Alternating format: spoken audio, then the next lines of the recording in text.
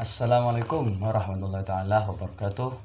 Alhamdulillahirabbil alamin wassalatu wassalamu ala asyrofil anbiya wal mursalin sayyidina Muhammadin wa ala alihi washabihi ajma'in, amma ba'du. Allahumma shalli ala ummati Muhammadin, Allahumma farrij an ummati Muhammad, Allahumma arham ummati Muhammad, Allahumma ighfir ummati Muhammad, Allahumma astur ummati Muhammad. Rabbana taqabbal minna innaka antas samiul alim wa tub 'alaina innaka antat tawwabur rahim. Teman-teman di seluruh Nusantara, teman-teman seluruh umat Islam ya, dimanapun Anda berada, ketemu lagi dengan channel Barokah Ilmu yang tidak bosan-bosannya selalu menyebarkan ilmu ya.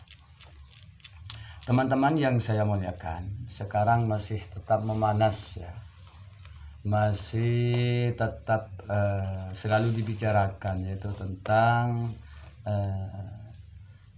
rungkatnya para habaib ya, rungkatnya para habaib. Rupanya setelah saya teliti dan setelah saya amati, mereka walaupun sudah terbukti bahwa haplogrupnya G ya, tetap saja ngotot sebagai zuriyah Rasulullah. Dan rupanya mereka menyalahkan orang-orang, menyalahkan para kiai, menyalahkan para warga masyarakat yang keluar ya, yang tidak menjadi muhibbin lagi seperti itu. Itu kan bukan kesalahan para muhibbin ya, itu bukan, sesungguhnya tidak ada yang salah, karena mereka itu para muhibbin ya, keluar dari sebagai muhibbin, keluar sebagai muhibbin itu karena terbuktinya para habaib ya, dari haplogrupnya ya. Haplogrup itu kan separuh dari ayah ya, separuh dari ayah laki-laki itu haplogrupnya G ya. Ya maksudnya kan itu sudah ada dalam Al-Qur'an bahwa yakhruju min bainis sulbi wat tara'ib ya. Dalam Al-Quran itu kan ada pertanyaan, mimma khuliq ya, dari apa kamu diciptakan? Khuliqa mimma indafiq. Manusia itu diciptakan dari air yang memancar. Khuliqa mimma indafiqin yakhruju min bainis sulbi, yang keluar dari antara tulang punggung, wat tara'ib, dan tulang rusuk. Nah, dalam tafsir yang dimaksud adalah tulang punggungnya laki-laki juga tulang punggungnya perempuan, tulang rusuknya perempuan dan juga tulang rusuknya laki-laki, jadi menyatu. Jadi segala sifat ya, segala sifat maka akan turun ya, akan turun ke anak kita. Nah itu bukan hanya sifat, bahkan cara bicaranya, warna kulitnya, suaranya, warna suaranya iya, kemudian rupanya juga, potongan rambutnya, watak-wataknya, semuanya diturunkan. Sehingga dalam Al-Quran itu kan ada istilah syu'uban wa qabailah ya, bersuku-suku ya, dan berbangsa-bangsa ya. Tujuannya li ta'arufu. Jadi ilmu biologi ya, yang menghasilkan penelitian dari gen ya, gen bisa diteliti lewat ilmu penelitian yang disebut dengan ilmu tubuh ya, ilmu biologi. Itu adalah memang dari Al-Quran. Jadi kembali pada ayat yang tadi, yakhruju min bainis sulbi wat tara'ib, itu jadi sperma kita keluar dari bapak kita ya, dari ujung rambut sampai ujung kaki, dan keluar dari ibu kita dari ujung rambut sampai ujung kaki. Makanya dalam tafsir itu rata-rata yang biasa, segala sifat-sifat, bentuk, caranya bicara, caranya duduk, dan seterusnya ya, itu tidak jauh berbeda dengan bapak dan ibu kita. Nah ini berhubungan dengan ilmu pengetahuan atau sains ya, yang sekarang ini sedang berkembang ya. Karena penelitian itu selalu berkembang. Nah, dalam Al-Qur'an lagi itu kan ada ya. Jadi ayat-ayat yang berhubungan dengan biologi banyak sekali. Contohnya misalnya ya afala ya'lamu gimana itu ya dalam Al-Qur'an, wa ilal ibili kaifa khuliqat. Ya. Wa ilal ibili kaifa khuliqat, dan terhadap unta kaifa khuliqat, bagaimana dia diciptakan. Jadi sehingga wa ilal ibili kaifa khuliqat di sini terus dikembangkan sehingga menjadi ilmu tentang kehewanan ya. Ilmu tentang kehewanan. Jadi semuanya ada dalam Al-Qur'an. Jadi ilmu-ilmu sains itu sesungguhnya adalah sumbernya dari Al-Qur'an. Ada lagi dalam Al-Qur'an itu yang berhubungan dengan masalah tanah ya, pertanian. Wa idza anzalnal ma'a tazzat warabat. Jadi bumi itu gersang, tapi setelah kami turunkan hujan, ihtazzat warabat, bergerak dan tumbuh, ya, bisa menumbuhkan. Jadi banyak dalam Al-Qur'an.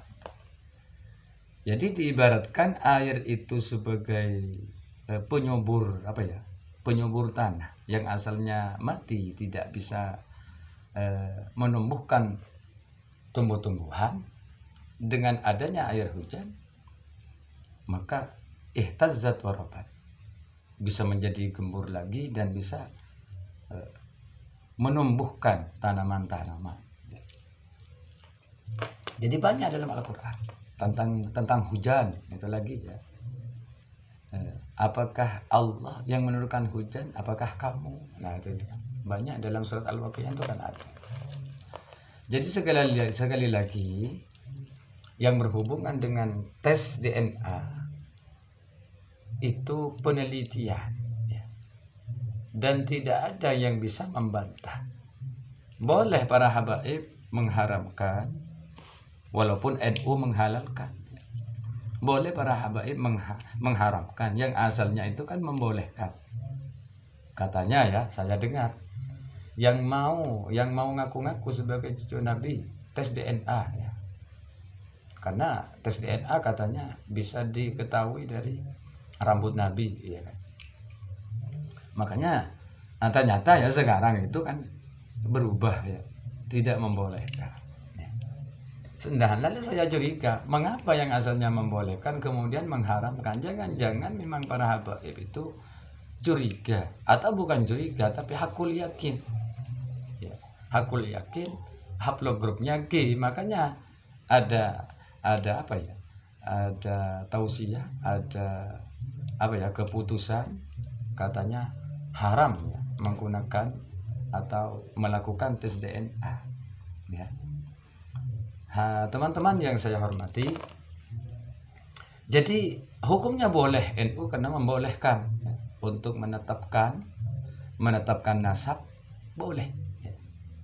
Karena seperti apa yang telah disampaikan tadi, bahwa memang asalnya dari Al-Qur'an. Teman-teman yang saya hormati, jadi sekali lagi, kalau memang sudah Anda tidak terbukti, tenang ya.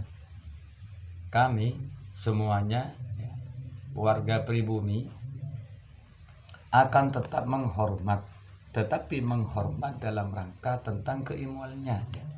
Keilmuan Anda tetap saya hormat ya. Tetap kami hormat, bukan karena keturunan ya. Karena kalau keturunan itu kan orang dulu ya, orang dulu sejak buyut saya, nenek saya, kakek saya, terus sampai sekarang itu sudah turun temurun bahwa yang dikatakan keturunan Rasulullah itu bukan Habib tapi Sayyid. Sayyid ya, Sayyid bukan Habib. Buktinya apa?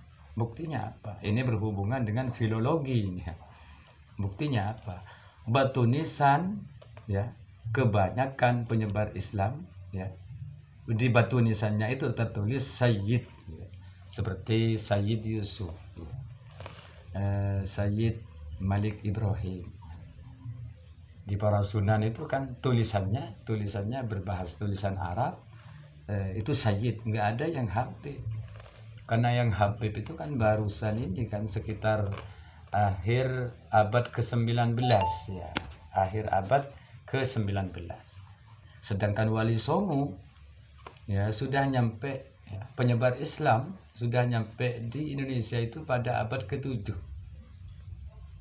Jadi abad ke-7, abad ke-7, ke-8 dan seterusnya. Nah, baru Wali Songo itu karena sudah menyebar Islam di Nusantara, sudah menyebar begitu luas, terbentuklah kesultanan-kesultanan yang asalnya istilah kerajaan tapi berubah menjadi kesultanan karena sudah Islam berkembang secara masif ya, rata di seluruh Indonesia. Datanglah pemecah belah yaitu Belanda. Nah, Belanda ada di Indonesia selama 350 tahun, iya kan? Setelah Belanda mau sudah hampir punah, hampir pulang ke negerinya, didatangkanlah Habaib ya, disuruh mengaku sebagai dzurriyyah Rasulullah, sehingga terkenallah pada waktu itu dikenalkan oleh Belanda bahwa Rasulullah itu cucu Rasulullah itu istilahnya disebut dengan sebutan Habaib. Maka sedikit demi sedikit kata-kata Sayyid berubah menjadi, maksudnya bukan berubah, terkenal di masyarakat itu kata-kata Habib ya. Kata-kata Sayyid tenggelam ya, sedikit demi sedikit sampai sekarang. Makanya faktanya di Madura, ini fakta di Madura, orang banyak lebih kenal Habaib daripada para Sayyid. Ini jadi ternyata sudah Allah menghendaki, sekarang sudah banyak yang terbukti, lebih dari 180 Habaib yang sudah tes DNA ya. Ini menurut pemberitaan. Yang terakhir tadi yaitu siapa itu ya, Habib Agus ya dari Kalimantan. Itu ternyata terbukti haplogrupnya G. Iya. Kemudian dari Yaman ya, Mufti Yaman membatalkan nasab Alawi sampai 21 marga yang dibatalkan oleh Mufti Yaman. Silakan cek sendiri karena sudah ada beritanya, bukan hoax ya, bukan hoax. Kalau hoax adalah fitnah. Mungkin sekian, semoga bisa bermanfaat, menambah kesadaran kita bahwa segalanya kullu min indillah, segalanya dari Allah. Anda tetap saudara walaupun Anda berhaplo grup G, tetap saudara karena sesama muslim bersaudara. Innamal mu'minuna ikhwatun fa aslihu baina akhawaykum. Jadi kita itu bersaudara. Kalau ada konflik, mari kita duduk bersama untuk menyelesaikan konflik, bukan malah mengompori untuk memperbesar konflik, memperuncing permusuhan. Ini yang tidak dianjurkan dalam Al-Quran. Kalau urusan dari muhibbin menjadi tidak muhibbin lagi, menjadi mantan muhibbin, itu kan karena cinta karena Allah ya. Karena dalam sebuah sabda Rasulullah itu, barang siapa yang mencintai karena Allah, membencinya juga karena Allah, tidak memberi karena Allah dan tidak memberi karena Allah, faqad istakmal iman, maka sungguh orang itu telah sempurna imannya ya. Jadi misalnya jangan sakit hati jika para muhibbin beralih dukungan, jangan sakit hati karena mereka itu mencintai Anda sebagai habaib, itu karena Anda mencantolkan nasab kepada Rasulullah ya. Jadi mereka itu bukan karena kamu, tapi karena Kanjeng Nabi Muhammad Sallallahu Alaihi Wasallam.